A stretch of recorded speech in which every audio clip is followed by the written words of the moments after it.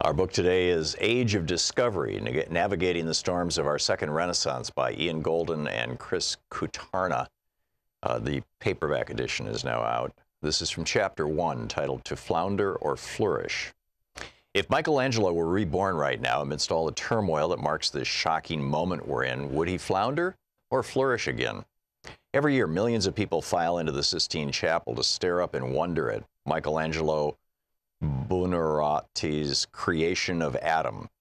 Millions more pay homage to Leonardo da Vinci's Mona Lisa.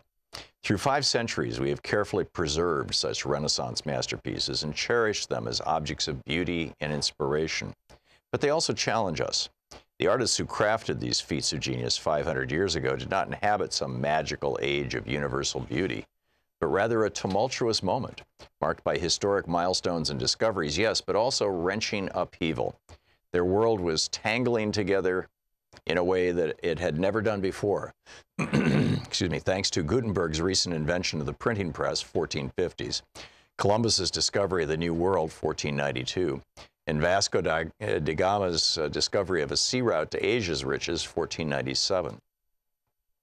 And humanity's fortunes were changing, in some ways radically. The Black Death had tapered off, Europe's population was recovering, and public health, wealth, and education were all rising. Genius flourished under these conditions, as evidenced by artistic achievements, especially from the 1490s to the 1520s.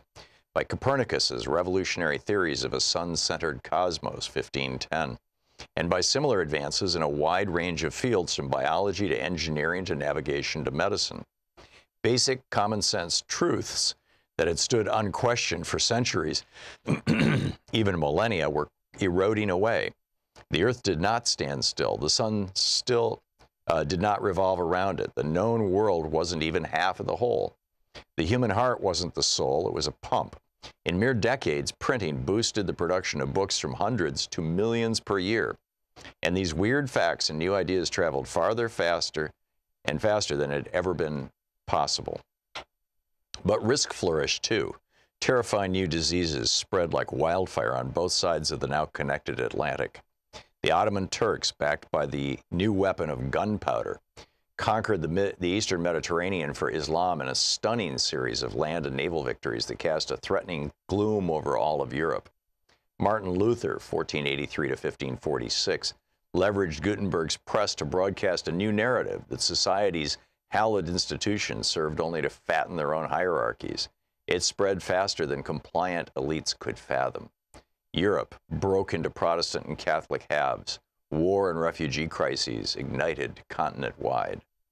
Meanwhile, the populist priest Girolamo Savonarola, 1452 to 1498, ignited a real fire, the bonfire of the vanities in Florence, the very heart of Renaissance Europe. With apocalyptic sermons, Savonarola stoked people's worst reactions to rapid change. He promised Florentines a return to past glories if only they would join him in his campaign to burn away weak elites and their corrupt agendas. Enough did so that he was able to lord over the Republic as a de facto king until 4 years later, his political enemies literally crucified him. Such was the age in which on 8 September 1504 in Florence, Italy, Michelangelo unveiled his statue of David in the city's main square. Standing over 5 meters tall, weighing in at over 6 tons of fine Carrara marble, David was an instant monument to the city's wealth and to that sculptor's skill.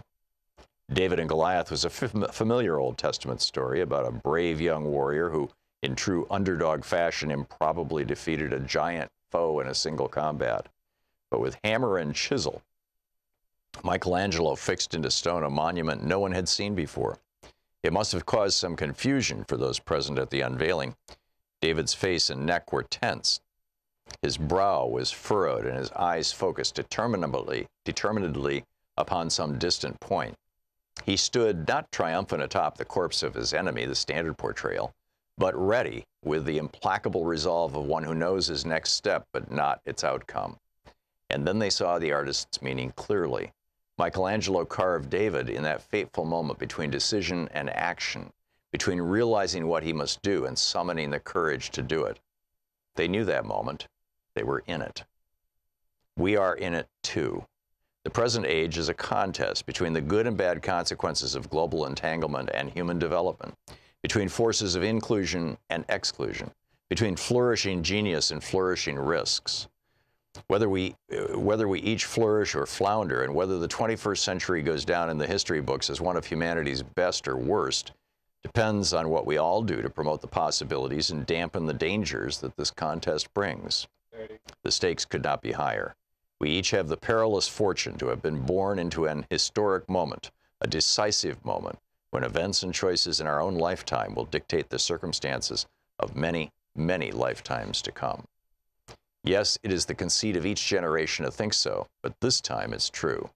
The long-term facts speak more loudly than our egos ever could. Age of Discovery. Fascinating book.